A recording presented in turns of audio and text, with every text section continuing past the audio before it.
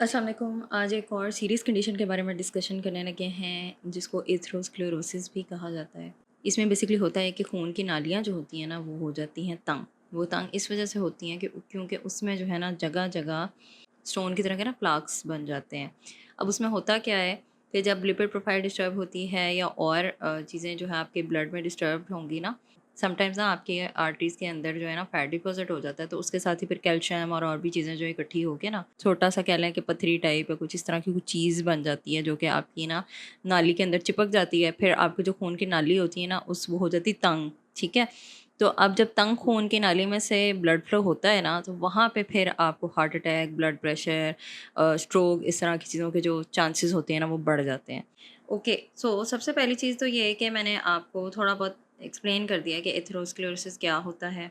आपने क्यों मैनेज करने हैं अपने कोलेस्ट्रॉल के प्लाक्स या जो भी आपके एक्यूमुलेट हुई हुई चीज़ें इन योर ब्लड वेसल्स, ठीक है, ज़रूरी होती हैं चीज़ें मैनेज करना। और हम sign symptoms, lab work, diet, stress सारी चीज़ें जो है ना डिस्कस करने वाले हैं। ओके, सबसे पहली चीज़ तो ये है कि आपको पता हो कि खुदा ना खास्ता अगर आपको इस तरह का कोई इशू हो गया तो उसके क्या मसाइल उसकी वजह से हो सकते हैं। आपको कोरोनरी आर्टरी डिजीज़ हो सकती है, ठीक है। उसमें ये होगा कि जो ब्लड फ्लो होता है ना हार्ट की तरफ वो कम हो जाता है, तो उसमें एंजाइना और हार्ट अटैक के जो चांसेस होते हैं ना वो इंक्रीज़ हो जाते हैं। स्ट्रोक हो सकता है, ठीक है। स्ट्रोक जो है जब ब्रेन को ब्लड फ्लो नहीं जाता तो उसकी वजह से स्ट्रोक होने के चांसेस हो जाते हैं। पेरिफेरल आर्टरी डिजीज़ होने के चांस होते हैं, उसमें आपको जो ब्लड सप्लाई होता है आपके हाथों को, पाँव को, वो प्रॉपर नहीं जाता, तो उसकी वजह से उनमें भी कह लें कि सुन्न हो जाते हैं या और तरह के मसले आ जाते हैं, ठीक है। और समटाइम्स ये भी होता है कि क्योंकि ज़ाहिर है अब जब एक जगह आर्टरी में एक हार्ड चीज़ लगी हुई है तो आर्टरीज़ तो वीक हो जाती है ना वहाँ से, तो वो समटाइम्स जो है ना वो बर्स्ट हो जाता है। बाकी जो क्योंकि अब ओवरऑल जो आपकी आर्टरीज़ हैं उस पे प्रेशर बढ़ गया है ना, तो उससे ये होगा कि प्रेशर बढ़ने की वजह से आपकी आर्टरीज़ और वे आर्टरी जो है ना वो कमज़ोर होती जाएँगी, तो जो कमज़ोर आर्टरी होगी उसके फटने के चांसेस भी ज़्यादा हो जाते हैं। तो वो फटेगी तो फिर और ज़्यादा आपको प्रॉब्लम होगी। तो ये सारी चीज़ें और ज़्यादा आपको प्रॉब्लम कर सकती हैं। तो ये सारी चीज़ें जो है ना अब हमने अवॉइड करनी है। ओके, क्रॉनिक किडनी डिजीज़ भी हो सकती है क्योंकि जो ब्लड फ्लो है किडनीज़ को वो प्रॉपर नहीं जाएगा ना, तो किडनीज़ जो हैं फिर ऑब्वियसली वो भी प्रॉपर तरीके से फंक्शन नहीं करेंगे, तो उसमें फिर आपको किडनी से रिलेटेड इश्यूज़ भी आएँगे। अच्छा, लैब वर्क कौन-कौन सा आपने करवाना है? वैसे तो आपको डॉक्टर प्रॉपर्ली रिकमेंड करेंगे, लेकिन फॉर न्यूट्रिशनल पर्सपेक्टिव ये वाले ब्लड टेस्ट आपके रिक्वायर्ड होते हैं ताकि आपका जो डाइट प्लान है वो प्रॉपर तरीके से बन सके। उसमें आपने टोटल कोलेस्ट्रॉल कराना है, एलडीएल, एचडीएल चेक करवाना है, ट्राइग्लिसराइड चेक करवाने हैं, ब्लड प्रेशर आपने रेगुलरली इसमें मॉनिटर करना होता है, उसमें नागा नहीं करना।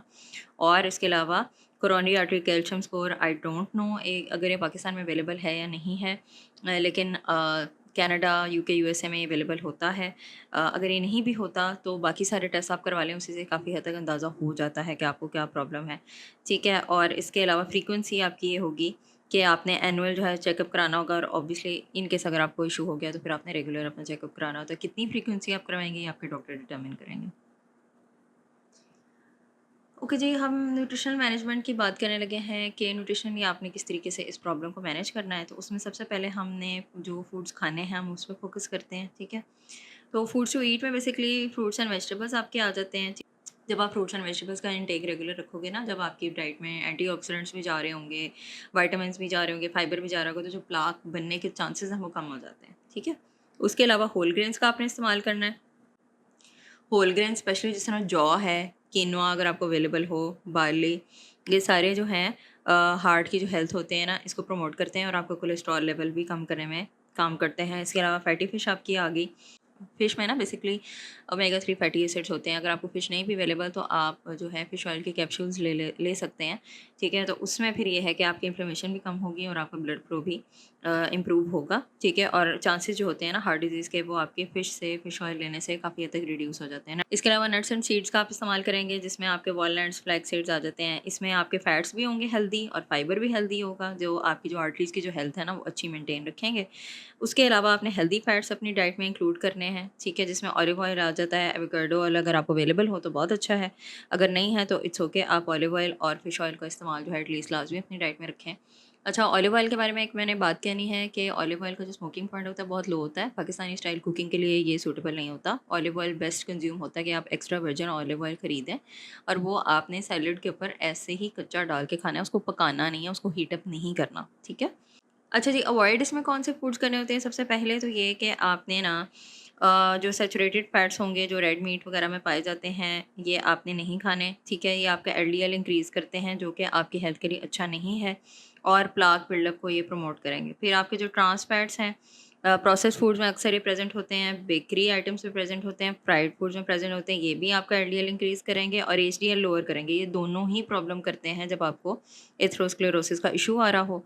और तीसरी चीज़ आपकी आ जाती है कि रिफाइंड कार्बोहाइड्रेट्स आपने नहीं खाने, ठीक है? शुगरी फूड्स वगैरह आपने नहीं लेने, ड्रिंक्स नहीं लेनी, व्हाइट ब्रेड, पेस्ट्रीज़ जो है ना, ये सारे जो आपको ब्लड शुगर जो भी चीज़ें स्पाइक करेंगी, इससे आपकी इन्फ्लेमेशन और आर्टेरियल डैमेज होती है ना, वो इंक्रीज़ होने के चांसेस होते हैं। जितनी आपकी आर्टरीज़ डैमेज होंगी, उतने ज़्यादा चांसेस होंगे कि आपको जो है ना एथेरोस्क्लेरोसिस होगा।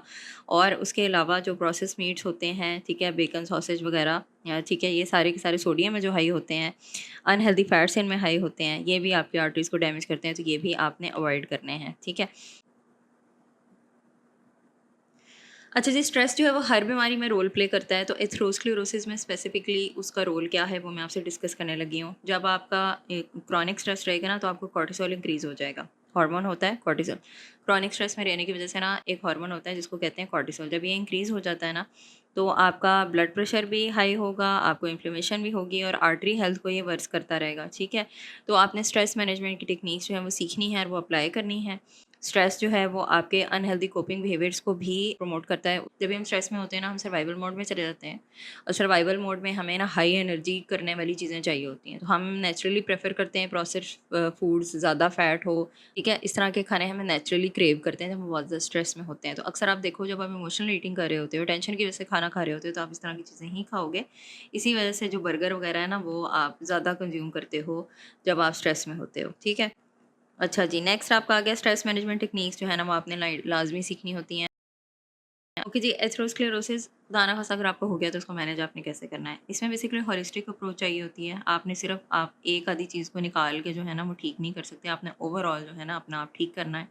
आपने लैब वर्क अपना रेगुलर रखना है, ठीक है? हार्ट हेल्दी डाइट आपने लाज़मी लेनी है, स्ट्रेस मैनेजमेंट आपने लाज़मी करनी है। थोड़े बहुत भी आप लाइफ़स्टाइल चेंजेस करेंगे ना, तो आपके स्ट्रोक होने के चांसेस, हार्ट डिज़ीज़ के चांसेस, कॉम्प्लिकेशन जो है ना वो रिड्यूस हो जाएँगी और रेगुलर चेकअप्स वगैरह आपने करवाते रहने हैं। ये बहुत ज़रूरी होता है, इसके बगैर आपका गुज़ारा नहीं होगा, ठीक है? और बैलेंस डाइट भी लेनी है और सारे वो काम कर रहे हैं जिससे आपकी जो आर्टरीज़ की, आपकी हार्ट की हेल्थ है वो मेंटेन रहेगी। Thank you so much for watching the video. Like करना, सब्सक्राइब करना ना भूलिएगा। नीचे डिस्क्रिप्शन में व्हाट्सएप लिंक अवेलेबल है, वहाँ से आप व्हाट्सएप पे डायरेक्टली भी बात कर सकते हो। Thank you so much for listening. अपना ख्याल रखें। अल्लाह हाफ़िज़।